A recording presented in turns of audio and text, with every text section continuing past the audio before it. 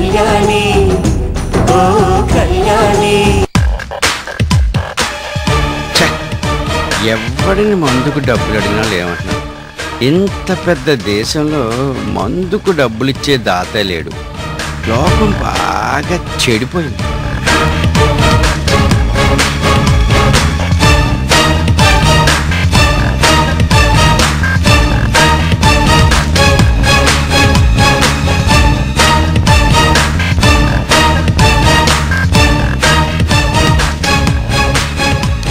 ఓర్ని సాయంకాలం డబ్బులు అడిగితే లేవన్నాడు.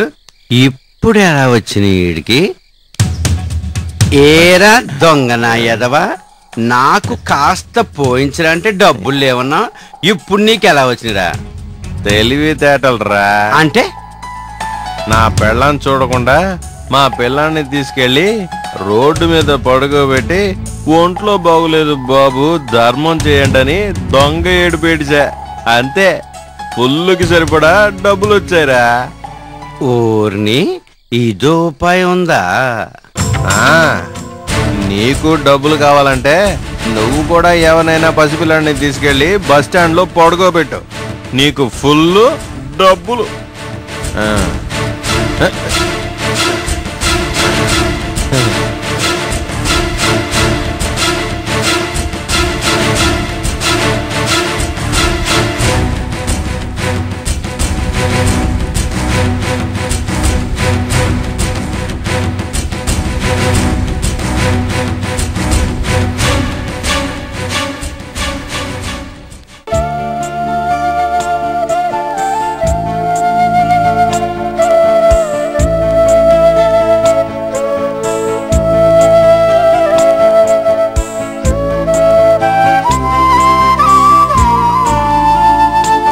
సీత,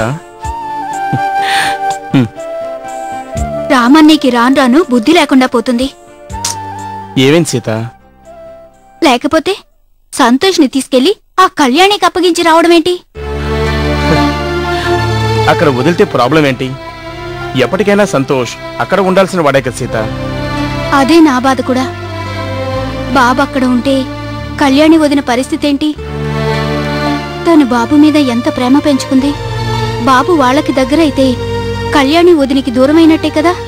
అదే నాకు నచ్చడం లేదు. నువ్వు మరీ ప్రతిదానికి టెన్షన్ తెచ్చుకోకు. సంతోషం తీసుకొస్తానని ఆంటీ వెళ్ళారు కదా, తీసుకొస్తారు. ముందు నువ్వు టాబ్లెట్స్ వేసుకొని నిద్రపో.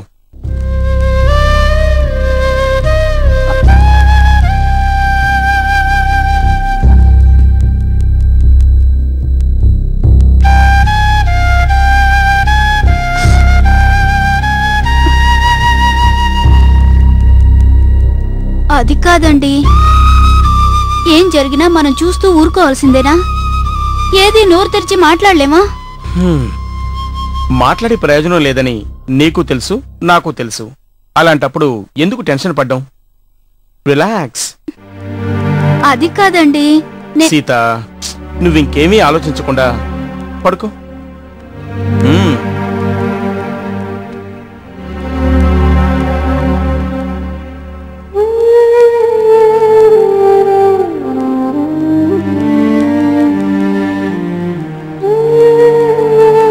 నిద్రపో.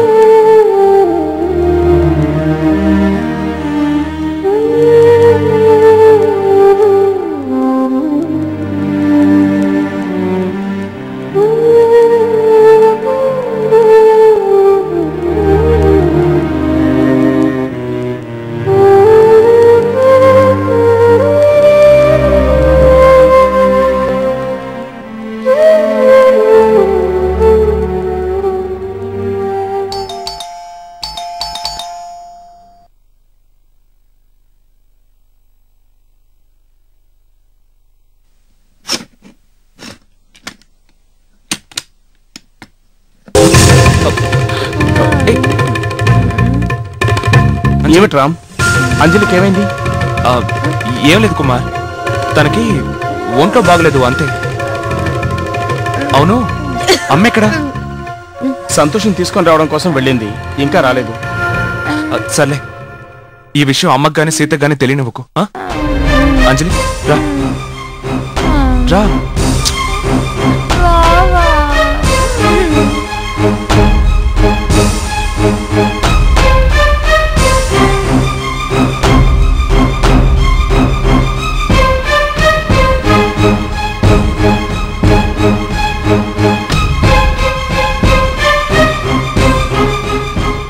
ఆ రోజు తాళి విషయం దాచమన్నాడు.